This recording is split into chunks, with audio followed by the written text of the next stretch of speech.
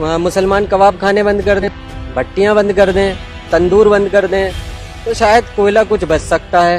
ये क्या बात करता है यार, साले का खोपड़ी तोड़ साले का। इससे पहले कोई और इल्जाम लगाए तो मैं खुद ही कह देता हूँ कि भाई संकट के लिए हो सकता है कहीं ना कहीं दोष मुसलमानों पे रख दिया जाए। बड़ा हरामी हो बेटा।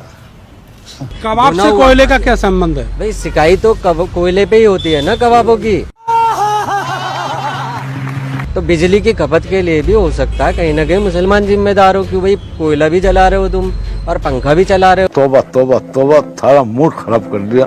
तब जाके कबाब बनता है, तब जाके कबाब बनता है। और खाने वाले खाने के बाद में हाथ साफ करके चले जाते हैं।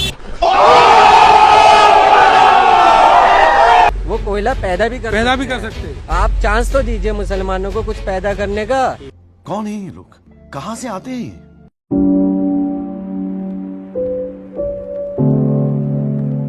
संकट बना हुआ है, ये कहा जा रहा है कि ब्लैकडाउन होने वाला है, लेकिन इसके पीछे कारण क्या हैं? बहुत सारे लोग हैं जो अपने अपने तर्क दे रहे हैं। हमारे साथ हमारे सीनियर पत्रकार राशिद भाई हैं। राशिद भाई ने ऐसा एक शोध किया है जिससे ये मालूम पड़ा है कि जो कोयला संकट है उसकी पैदाइश मेरठ से ही हुई है। आप ये बताइए कि यहाँ पर आखिर ऐसी क्या दिक्कत हुई है जिससे कोयला कम पड़ गया है, अब बिजली पैदा करने के लिए कोयला नहीं रहा है?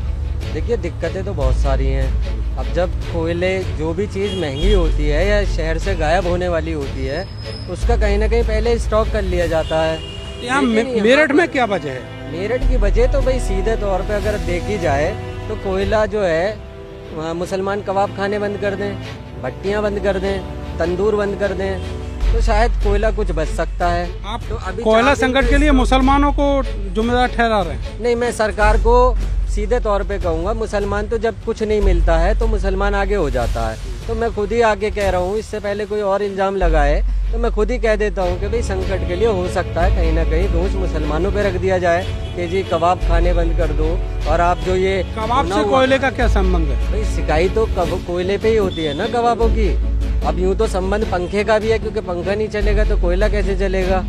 तो बिजली की खपत के लिए भी हो सकता है कहीं ना कहीं मुसलमान जिम्मेदार हो कि भाई कोयला भी जला रहे हो तुम और पंखा भी चला रहे हो। तब जाके कबाब बनता है। तब जाके कबाब बनता है। और खाने वाले खाने के बाद में हाथ साफ करके चले जाते हैं। कोई ये नहीं देखता कि कोयला खर्च हो रहा है या हवा खर्च हो रही है। लेकिन कुल मिला के ये है कि विपक्ष को इसकी तरफ तवज्जो देनी चाहिए, कुछ ऐसा इसका भी ब्रह्मास्त्र निकालें जैसे और चीज़ों का निकाल रहे हैं, तो कोयला भी कहीं ना कहीं बन जाएगा। क्योंकि मुसलमान जो है, मुसलमान एक किस्म से कारीगर भी हैं, वो कोयला पैदा भी कर सकते हैं। आप चांस तो दीजिए मुसलमानों को कुछ पैदा करने का। अभी तो सबने यही सोच रखा है सिर्फ मुसलमान बच्चे पैदा करते हैं और कुछ पैदा ही नहीं करते।